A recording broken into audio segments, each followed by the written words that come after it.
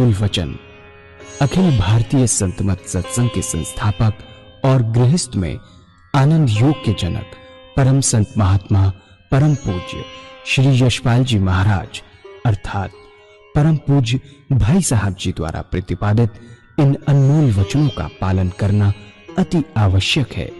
ये वचन हमारी गृहस्थ आध्यात्मिक साधना के लिए मूलभूत सिद्धांत हैं, जो इस प्रकार हैं। हम दुनिया की हर चीज की कीमत आंकते हैं, अपने मानव जीवन की कीमत भी जाने व परमात्मा की प्राप्ति हेतु साधना करें। मनुष्य योनि एक उपहार है, इसीलिए परमात्मा को धन्यवाद देते हुए आधा घंटा प्रातःकाल, आधा घंटा सायंकाल पूजा अवश्य करें। सत्संग, सतनाम व सद्गुरु को प्राथमिकता देते हुए इसी के आधार पर ध्यान योगाभ्यास अवश्य करें व गृहस्थ के कार्यों को परमात्मा का कार्य समझकर उसी की याद में संपन्न करें। हर समय ये ध्यान रहे कि गुरु कृपा द्वारा परमात्मा की पवित्र सत्ता का हमारी आत्मा में वास है, अतः मन में निरंतर अपने इष्ट देव का जाप करें। मान सम्मान की इच्छा ना करें व अपमान से दुखी ना हो। परमात्मा के अतिरिक्त किसी और का भय ना करें। दूसरों की बुराई न करें, न सुने, सत्य व मधुर बोलें, अश्लील शब्द मुंह से ना निकालें, सभी से नम्रतापूर्ण व सुंदर व्यवहार करें। धर्म पत्नी के अतिरिक्त अपने से बड़ी से माता जैसा, बराबर की से बहन जैसा व छोटी से पुत्री जैसा व्यवहार करें।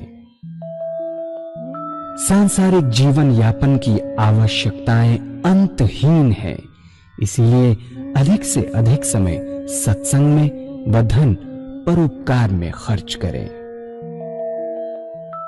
याद रखें, न स्त्री माया है, न धन दौलत, न ही परिवार। माया वह है जो हृदय को परमात्मा से दूर हटा दे। अतः निरंतर सत्संग और सद्गुरु की शरण में रहने का प्रयास करें।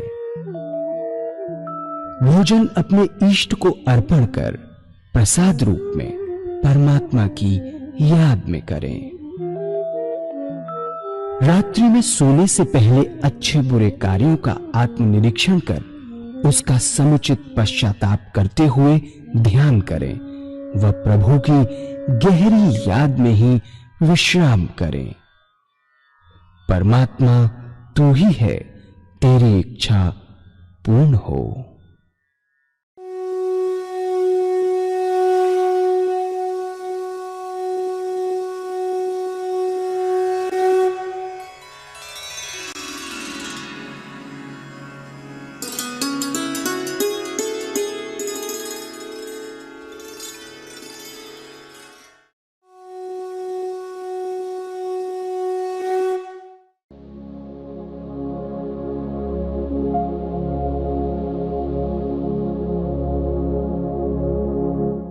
तो अभी एक भजन होगा और भजन के साथ साथ सभी भाई बहन अपने अपने इष्ट का ध्यान करेंगे।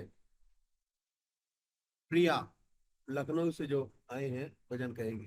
तेरी दया से हे प्रभु कौन सी शय मिली नहीं, तेरे करम से बेनियाज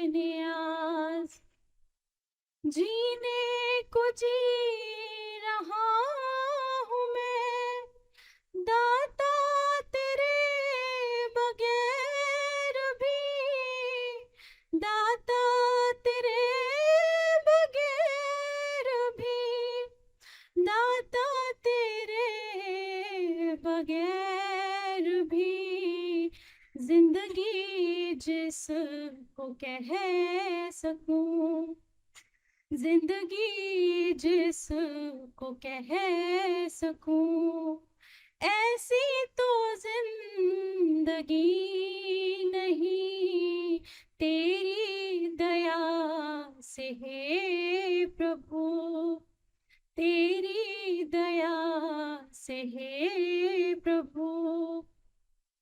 कब से पुकारता है दिल, सुनता मगर कोई नहीं, सुनता मगर कोई नहीं, सुनता मगर कोई नहीं। मेरा तो इस जहान में, मेरा तो इस जहान में तेरे सिवा कोई नहीं, तेरे करम से बेनियाज कौन सी शय मिली नहीं तेरी दया से हे प्रभु। माना कि मैं गरीब हूँ, माना कि मैं फकीर हूँ, माना कि मैं फकीर हूँ, माना कि मैं फकीर हूँ। मुझसे ऐसे न रूठिए, मुझसे ऐसे न रूठिए, जैसे मेरा कोई नहीं तेरी दया से हे प्रभु। कौन सी शय मिली नहीं तेरी करम से बेनियाज, कौन सी शय मिली नहीं। झोली मेरी तंग है, तेरे यहाँ कमी नहीं तेरी दया से हे प्रभु, तेरी दया से हे प्रभु। पूज्य माता और बंधुओं, तुलसीदास जी ने बहुत कुछ लिखा है। कहा है, विनय प्रेम बस भई भवानी, हंसी माल मूरत मुस्काने। दो विशेष तरीके लागू होते हैं। किसी भी धर्म का मानने वाला हो, किसी धर्म का अनुयायी हो, सब पर लागू होता है। संत तुलसीदास जी ने कहा है कि विनय प्रेम बस भई भवानी, हंसी माल मूरत मुस्काने। पूजा के लिए दो विशेष गुण हमारे सामने रखे हैं। पहला विनय और दूसरा है प्रेम। जब तक ये दो गुण अपने में पैदा नहीं होते, तब तक सच्ची पूजा बनती रही। सच्ची पूजा के लिए दो गुण, विनय और दूसरा प्रेम। विनय ऐसा सुंदर गुण है जो दूसरे के हृदय को अपनी ओर खींचता है। विनयशील मनुष्य दूसरों के हृदय को अपनी ओर आकर्षित कर लेता है। ये विनय की महत्ता है। गीता में भगवान श्री कृष्ण ने बहुत सुंदर बात कही है। कहा है, अगर आप ब्रह्म ज्ञान चाहते हैं तो आप ऐसे व्यक्तियों के पास जाएं जिन्हें ये ज्ञान उपलब्ध है। जो ब्रह्मज्ञानी है, उनकी सेवा छल कपट छोड़ के करें तो ज्ञान आपके हृदय में उड़ेल देंगे। ये हृदय का ज्ञान है, किताबों का ज्ञान नहीं है। अगर किताबी ज्ञान होता तो कहा होता गीता पढ़ लो ब्रह्म ज्ञानी हो जाओगे। ये हृदय का ज्ञान है, हृदय से आता है। संतों का हृदय निरंतर भगवान की याद में लगा रहता है। संत की यही परिभाषा है। संत वो है जिसका हृदय निरंतर भगवान की याद में डूबा रहता है।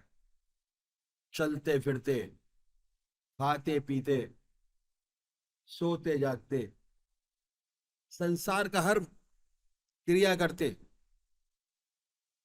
उसकी याद हृदय में बनी रहती है। उसे कोई गर्ज नहीं कि आपकी तरफ देखे, वह तो अपने प्रभु में लगा हुआ है। उसका हृदय अपने मालिक से लगा है। अगर आप चाहते हैं कि आपके हृदय में भी वही प्रेम जागृत हो जाए,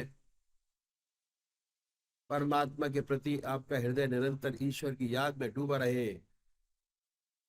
तो आपको ऐसे संत की हृदय अपनी ओर खींचना होगा। और जब उसकी प्रेम भरी दृष्टि ऐसे सुपात हृदय पर पड़ेगी तो वह भी हृदय प्रेम से भर जाएगा। उस हृदय में भी प्रभु की निरंतर याद जारी हो जाएगी। ये बड़ी भेद की बात है। अब विनय से आती है। कहीं भी जाइए, विनय से जाएं। अपने हृदय को खाली करके जाएंगे तो जरूर महक जाएगा आपका हृदय। अगर आप पूर्ण धारणा से जाते हैं और अपने मन को खाली नहीं करते तो जुकान होने की वजह से उसकी महक से महरूम रह जाएंगे। पहली बात है विनय। जहाँ विनय है वही भक्ति है। भक्ति प्राप्त होती है विनय से। सच्चा भक्त अपने मालिक के सामने सदैव बिना विनय से झुका रहता है। पहला गुण पूजा का विनय। दूसरा गुण है प्रेम। प्रेम बड़ा छोटा शब्द है, 2.5 अक्षर का बना है, लेकिन बड़े महत्व का है। बिना प्रेम के परमात्मा नहीं मिलता। राम ही केवल प्रेम प्यारा, जान ले जो जानन हारा। प्रेम से परमात्मा की प्राप्ति होती है। प्रेम के 5 गुण हैं। वो क्या है? प्रेम का पहला गुण है अदब। दूसरा लज्जा शर्म और हया। तीसरा गुण विश्वास। चौथा गुण संतोष। 5वां गुण त्याग और इसार। इन 5 गुणों से प्रेम शब्द की सच्ची पहचान होती है। यह प्रेम की कसौटी है। इन 5 गुणों में अपने प्रेम को कसकर देखे कि कितना प्रेम परमात्मा से है, उसके अनुसार कितनी कृपाधार उसकी आपको प्राप्त हो रही है। प्रेम का पहला गुण है अदब। अदब एक अनूठा शब्द है। संतों की परिभाषा है। किसी दूसरी भाषा में ऐसा शब्द शायद ही मिल पाए, बड़ी मुश्किल से मिलेगा। अदब के मायने में अनुशासन या डिसिप्लिन नहीं कह सकते। डिसिप्लिन तो कई तरीके का होता है। एक डिसिप्लिन है जो डंडे से आता है, ये वह नहीं है। यह डिसिप्लिन डंडे का नहीं, प्यार का है। प्यार का डर, प्यार का भय। हम जिसे प्यार करते हैं और हमें ये भय बना रहता है कि हमें इससे ऐसा कोई काम ना हो जाए कि जिससे हम प्यार करते हैं वह नाराज हो जाए। ये है अदब। और अदब कैसे शुरू होता है? बच्चा जो अच्छा बच्चा है वह अपने माँ बाप का अदब करता है। जो माँ बाप का अदब करते हैं वह हमेशा फलता फूलता है। बच्चा बड़ा हुआ, स्कूल जाना शुरू करता है। स्कूल में बच्चा अपने अध्यापक का अदब करता है। जो बच्चे अपने अध्यापक का अदब करते हैं, उन्हें सच्ची विद्या आती है। अब हम बड़े हो जाते हैं, परमात्मा के रास्ते पर चलना प्रारंभ करते हैं, अपने सद्गुरु का अदब करते हैं और उसके प्रेम से डरते हैं। ऐसे साधक के हृदय में निरंतर टीस बनी रहती है कि उसे स्वप्न में भी ऐसा काम ना हो जाए जो कि उसके गुरुदेव की शिक्षा के विपरीत हो, या उनके हृदय को किसी प्रकार की ठेस पहुंचे। ये अदब कहा है, बादब नसीब, बेअदब बेनसीब। जो अदब निभाते हैं वे भाग्यशाली होते हैं, उन्हें हर प्रकार की कृपा परमात्मा से दुनिया और दीन में प्राप्त होती है। माता पिता के चरणों में स्वर्ग है और सदगुरु के चरणों में परमात्मा की प्राप्ति, ईश्वर का मिलन होता है। जो माँ बाप की इज्जत और अदब करते हैं वे संसार में सुखी रहते हैं, और जो अपने सदगुरु का सच्चा अदब करते हैं उन्हें इसी जीवन में जीवन मुक्त अवस्था प्राप्त होती है। यह है पहला गुण अदब। संतों ने कहा है कि अदब पहला करीना है। मोहब्बत के करीनों में, प्यार के गुणों में अधिक महत्व उन्होंने अदब को दिया है। रूहानियत का रास्ता इशारों का रास्ता है। जो इशारा समझ नहीं सकता वह कहीं बात भी नहीं समझ सकता। जो सच्चा साधक है वह हृदय से बात करता है, जबान से नहीं करता।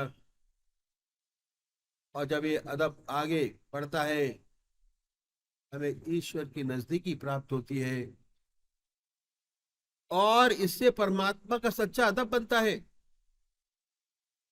उसका सबसे बढ़िया अदब यह है कि एक भी क्षण हमारा हृदय परमात्मा की याद के बगैर न रहे, हर समय उसकी याद आती रहे,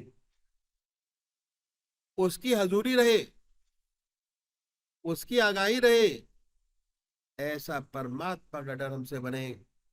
यह प्रेम पहला गुण जिससे हम अपने प्रेम की परख कर सकते हैं, और ये पूजा का अंग। विनय और प्रेम दोनों बहुत महत्वपूर्ण हैं। दूसरा गुण है लज्जा, शर्म और हया। जिससे हम प्रेम करते हैं उससे हम लजाते रहते हैं। हम उससे आंख से आंख मिला के भी नहीं देख सकते, उसकी ओर आंखें मिलाकर देख नहीं सकते। उसकी निगाह पड़ी हमारी निगाह नीची हो जाती है। जिससे हमें मोहब्बत है, जिससे सच्चा प्यार है, उसको हम छिप छिप कर देखते हैं, आंख से आंख मिलाकर नहीं देखते।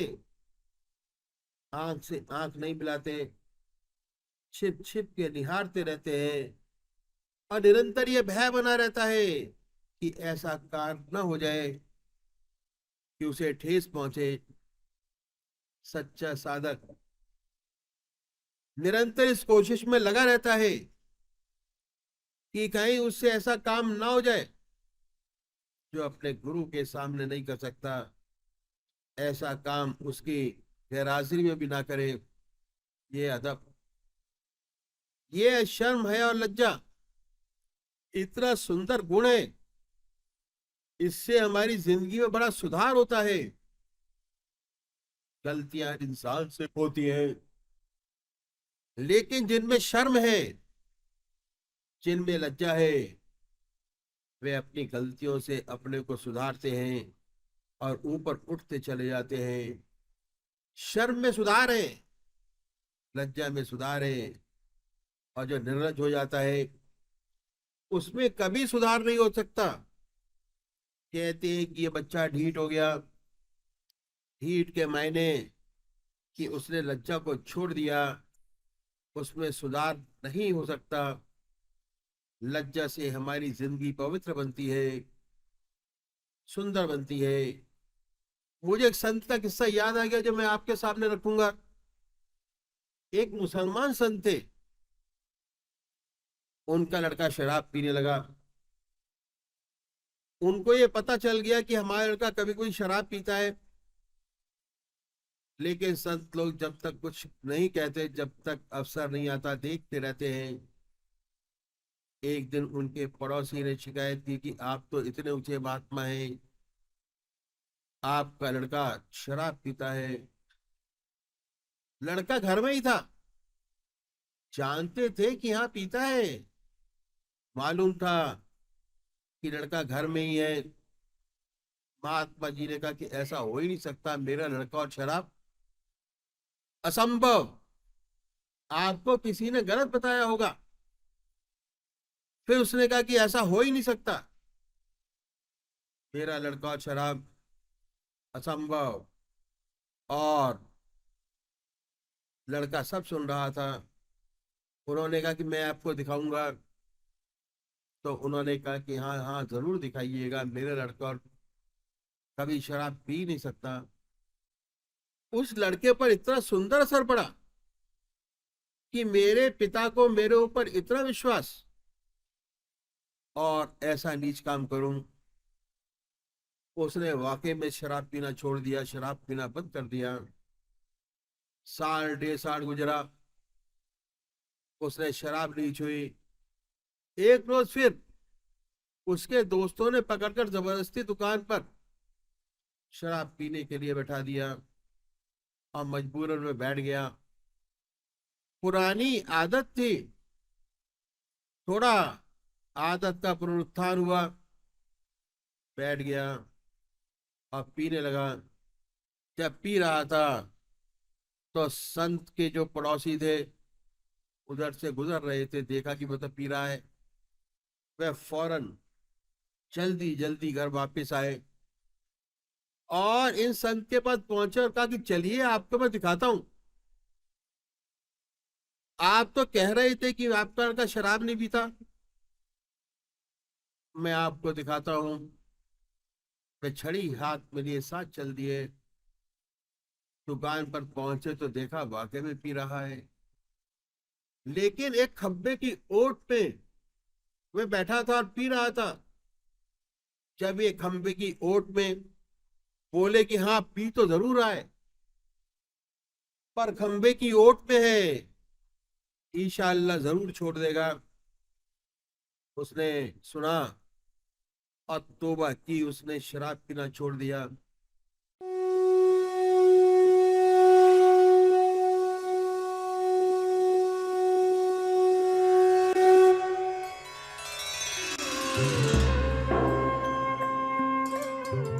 ध्यान योग के कार्यक्रम आनंद योग से निशुल्क जुड़ने के लिए संपर्क करें 9810239677।